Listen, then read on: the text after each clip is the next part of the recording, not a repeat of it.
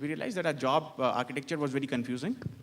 The job descriptions were not relevant. It was done 5 years ago. So we felt a need to change the job architecture. We started it in the right manner, asked the employees what they wanted to do, what they thought the architecture was or should be, and we proceeded with that. In March, we started the exercise. For some reason, our communication fell flat. The business leaders who were driving this, they failed to come back to the employees in a consistent manner in terms of what the progress was. And we know that in India, titles matter to us a lot, especially around the time of marriage. Like, I'm a manager, or I'm a team lead. So people started now creating rumors in the organization that team lead titles are going away, director titles are going away. So when you don't communicate to the organization, but you start a change, you create the rumor mill in the organization. And between April and June, for a good 3 months, we did not come back to the organization in terms of what was happening on the job architecture. And believe me, friends, there were 10 different job architectures floating in the company because the employees created it. So, Sakari, if I were to summarize that, essentially, is it a failure of communication? Yes, it was a failure. It was a failure of communication. Therefore, we could have done better in that. Yes. Okay, great. Wonderful point. Do learn from that. It's so, we see a resounding yes to communication. Keep communicating to employees during a change management process. That's a key learning that we can take away from this session. Yeah, go ahead, Rajni. Yeah, I'll give you a small example. In one of my previous organizations, we had the Salesforce relationship managers dealing with clients, and when we were doing a productivity analysis or bandwidth expansion exercise, we realized that there was a lot of operational activity that the relationship managers were doing. So they were also doing writing down documents, collecting information about P&L accounts of their clients, as well as engaging with clients on a constant basis, plus putting up proposals. So lot of combination activities. So we said that perhaps it would be better if you slice down the list of activities into core relationship management and operations, which means that you have a set of 100 people as relationship managers. You slice it down. A few of them or X percentage of them could do the engagement with clients and engagement with customers, conversations and potential opportunity discussion. And another set of them could do the back-end work in terms of documentation, in terms of collecting P&L data, etc. This we thought was a really fantastic plan because it would give greater productivity and people would be really aligned to what they're doing, etc., etc. It failed miserably. It failed miserably because the people who were asked to do the relationship management thought they were holier than the other set of people, and they were given that because they were better sales folks. And the people who were asked to do the discussions around documentation and the core levels thought that they were doing an infra-dig job, which is the reason why that their customer engagement opportunity has come down. So it was clearly, it became more chaotic than what it was before. So then we went back to the original structure. Sure. I think the learning there was communication as to why we were doing it was not really explained. Sensitivity, which I keep harping on again and again, individual sensitivity, harmony, empathizing with the individual. The sensitivity, I think we were a little blind to in terms of how people will feel when they were given a particular role, etc. So that's Sure. a key learning. Great. I just had a... Yeah, Isaac. In the interest of time, can you I'll also keep it just short, please? Thank you. Possible. I was thinking about an example in TCS in the sense like, for many years we've been hiring trainees from campuses. Sure. And our population of trainees versus laterals used to be around 70-80% of trainees every year. We used to hire 25,000 every year, and the laterals used to be 25-30%. Now it's nearing somewhere around 50-50. In the last 3-4 years or a little more than that, we've been hiring almost 50% laterals. As an organization, are we ready to take so many laterals? Is the organization ready?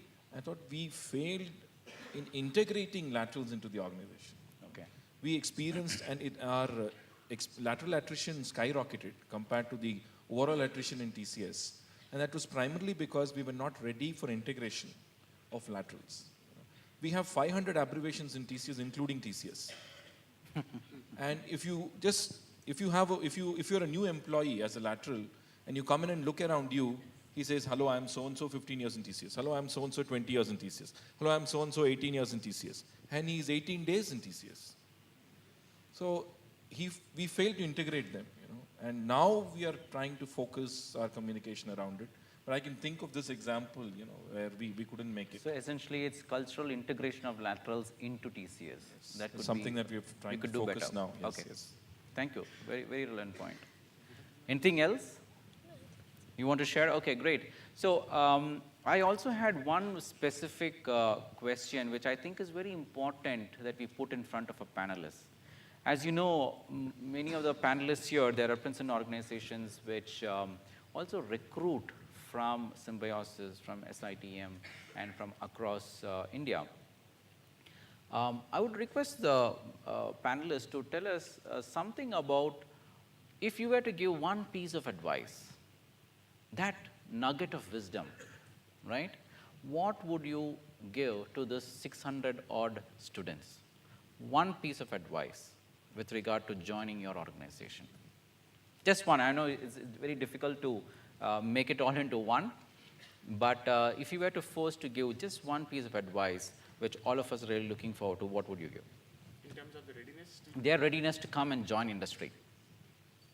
I mean, would our say- theme is essentially change management, and we need our future leaders who are sitting in this conference room to be ready to come into industry. So in that context, what is one piece of advice you would give?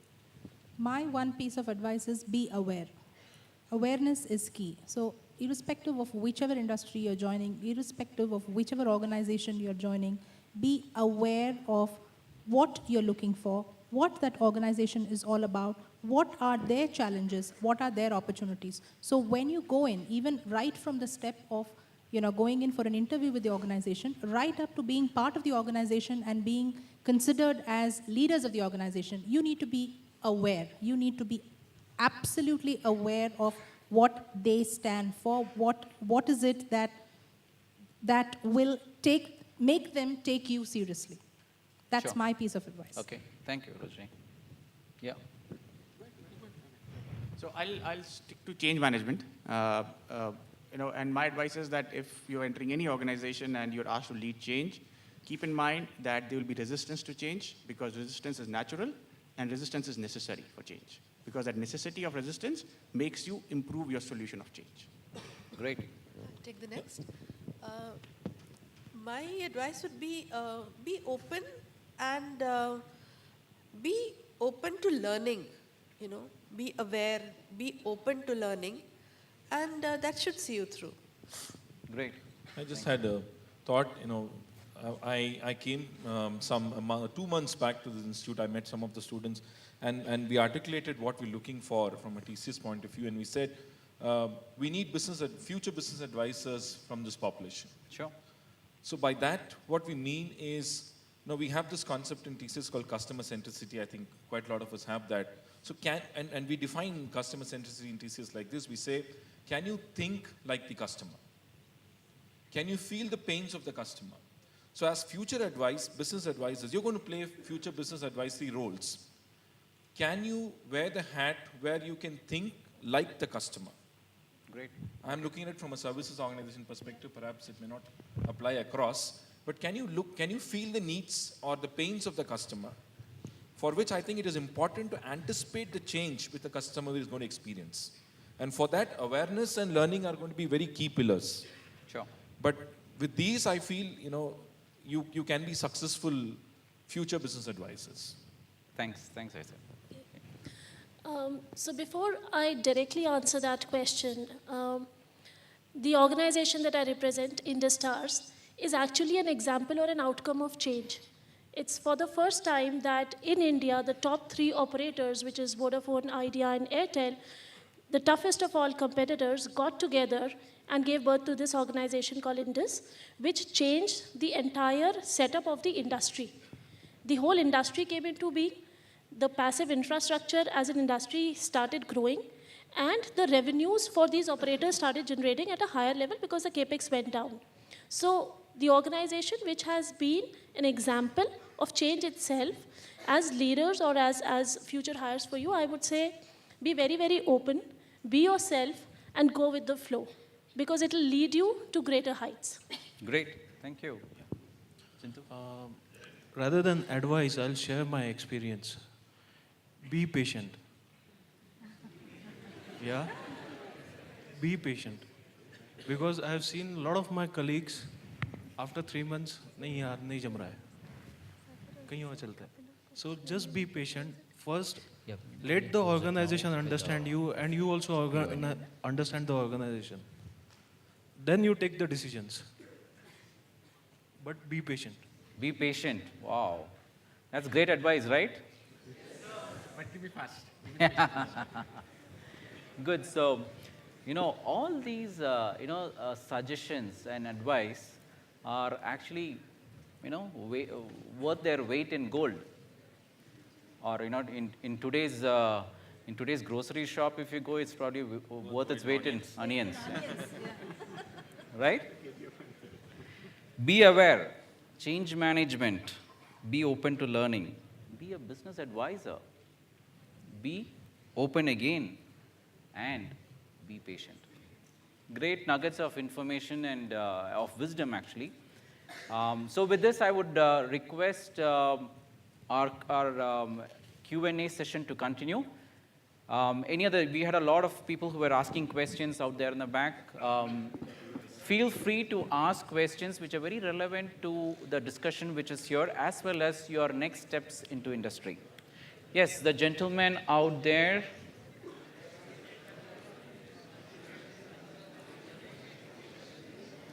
Yeah, either of you smart gentlemen. My name is Sai Shankar, System in Finance, second year. My question is, in today's volatile market and unpredictable industry conditions, is it really possible to make a long-term concrete plan to implement any kind of change? Because the changes it's very volatile. So is it possible to make a long-term plan? And if not, what kind of ad hoc short-term plans are being made by the industry or by companies in the industry? Great. Sir, what's your name? Sai Shankar. Sai, right? Yes, sir. Okay. So, Sai, let me just preface this and leave it to the panelists. There's a saying that, if you don't know where you're going, any place is fine, right? So we must have in our career, in terms of our goals where we want to do, in terms of our own personal lives also, some specific milestones and goals. So that's my thought. I'll request the panelists to interject and give their thoughts. Yeah, there might be situations where you have a direction, you have a vision, and again, the environment could change or much faster than anticipated, or there could be any reasons why you feel that you're not moving as you should. Then there's always a need to course correct. So it need not be ad hoc, but then you would naturally want to course correct and be on track. So that's the way it moves. Great. Any other thoughts? My one word of advice on this is, have you heard the term Kaizen? What does it mean? Continuous improvement. Set targets, let it be long term. And like Sushma rightly said, keep course correcting and keep looking at step changes, step improvement, continuous improvement. Great. Okay. We've been told we've overshot by 15 minutes. By 15 minutes, okay. We don't get lunch, okay? So just one last question and we'll wind up this panel discussion. So, Oh, from this side? Who would like to go? good afternoon, sir. See, you just changed the rules, sir. Okay, go ahead. A quick question and a very short answer, okay? Yeah. Good afternoon, panel. My name is Sudhanshu Shekhar, second year marketing and finance. Okay. So according to me, I classify changes in 3 forms. First, no changes. That's very exceptional. Those dosa wala and idli wala serving the same idli from last 10 years. The second is changes happening in step by step. And the third is major changes. In second method, changes happening in step by step, the uncertainty factor is low, resistance is less, chances of success is more. And the third, uncertainty factor is high, chances of success is more, and the resistance is high. What do you think, which factor is best? Yeah.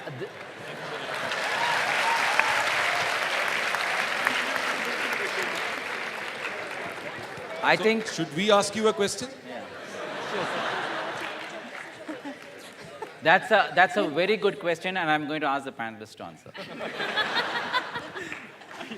Where was the question? So I think the essence of your question was there are various types of changes, some very slow, some very fast, right? How do you keep in touch and in pace and know what is right for the organization, right? Is that a right summary? Sir. Anyone would like to take that adventure?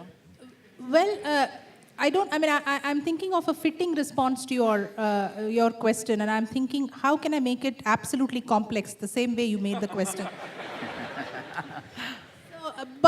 But unfortunately, I don't have a complex answer. The simple answer is, again, you have to play as you go along. I mean, there's no one rule that fits all. There is no one golden, principle that you keep following. Nothing. You just play as you go along. Great. Right? And that's really the spirit of change also. You'll discover a lot of things as you go along the journey. I would say 3.5 was the right answer. The point number 3 and some part of point number 4 that you made. Okay. Thank you, ma'am. One last question there. That lady there in the white shirt. Yeah. White shirt, even me. Oh, I'm.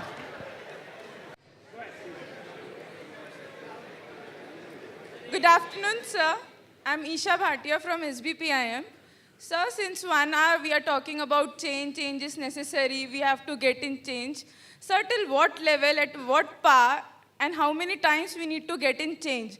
Because first we had, for example, we had cloud computing into it. Then morning we spoke about cognitive technology. So till at what power and how many times we need to get in change? Wow. Great. That's a very, very interesting question. I just have a very short answer to that. You need to change as often as to remain relevant. Great. So quick one, Rajni. Yeah. Or- So I'll say something very drastic. Pardon me for this. Change will stop the day we die. Yes. Till then we change.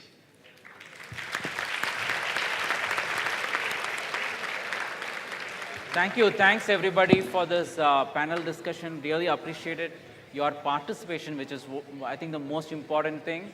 We talked about, what are the examples of change that, some of the panelists have seen. What are the challenges they're facing, and what is their advice to all of you?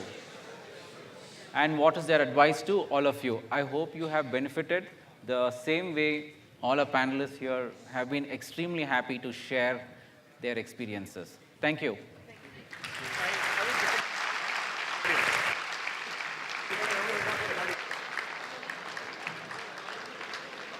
We would like everyone to remain seated. We would like to thank our panel members for their valuable thoughts and providing us with an insight on the challenges faced and the opportunities offered by organizational transformation. It was an honor to have you all over here today. I would now like to invite my colleagues to felicitate our prestigious dignitaries with mementos as a token of our gratitude and appreciation.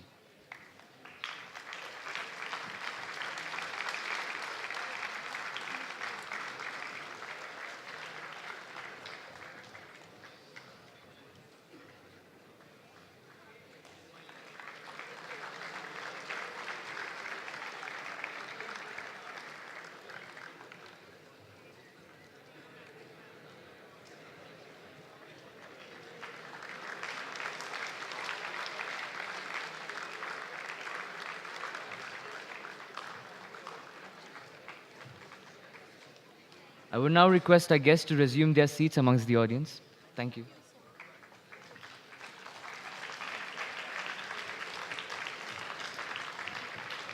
Let's have a bigger round of applause for everyone over here.